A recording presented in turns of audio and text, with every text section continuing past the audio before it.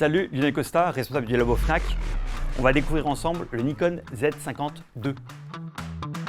Alors d'un point de vue ergonomique, très bonne prise en main, avec une poignée qui est creusée, qui permet vraiment de manipuler le produit assez facilement. Et on peut voir qu'il y a un bel écran qui fait à peu près 3,2 pouces, qui permet évidemment de s'orienter. Une prise en main plutôt agréable, assez légère, environ 500 grammes, il se tient très bien, il a un très bon centre de gravité. En un pouce, on peut vraiment toucher tous les boutons les plus importants.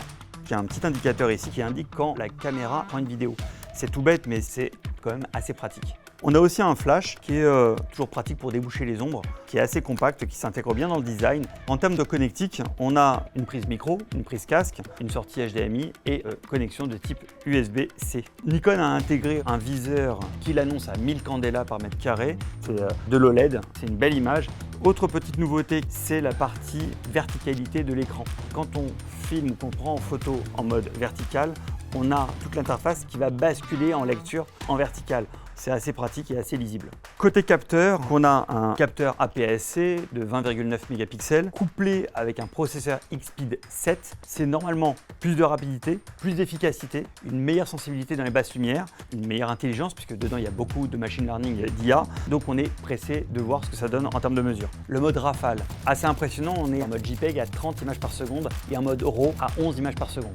Au niveau autofocus, on a évidemment la détection de visage, d'animaux, d'avions, de tout ce qui est véhicule, et on a un mode hyper intéressant qu'on appelle le mode 3D qui permet de littéralement verrouiller le sujet même en bougeant l'appareil.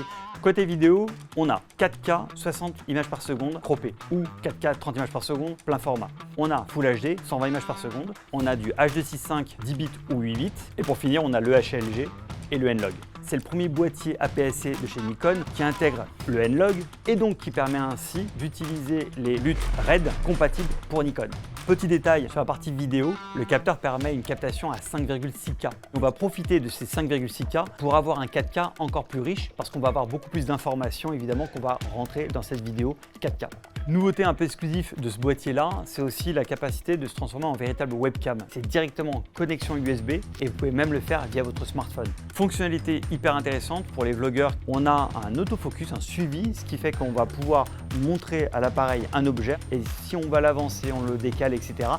Toute la mise au point se fait systématiquement sur l'objet. Alors à qui est destiné ce genre de produit? Premièrement, les utilisateurs de smartphones qui se sentent un peu limités et qui veulent vraiment upgrader. Deuxième profil, c'est un processeur de réflexe ou d'hybride plein format qui a déjà plein d'optiques mais qui souffre un petit peu de compacité avec leurs anciens produits et donc ça permet d'avoir vraiment un produit tout terrain, léger, transportable assez facilement. Nikon propose ce produit à 999 € boîtier nu et le kit avec un 1650, on est à moins de 1200 €. Je vous invite à venir consulter les tests du laboratoire sur labofnac.com.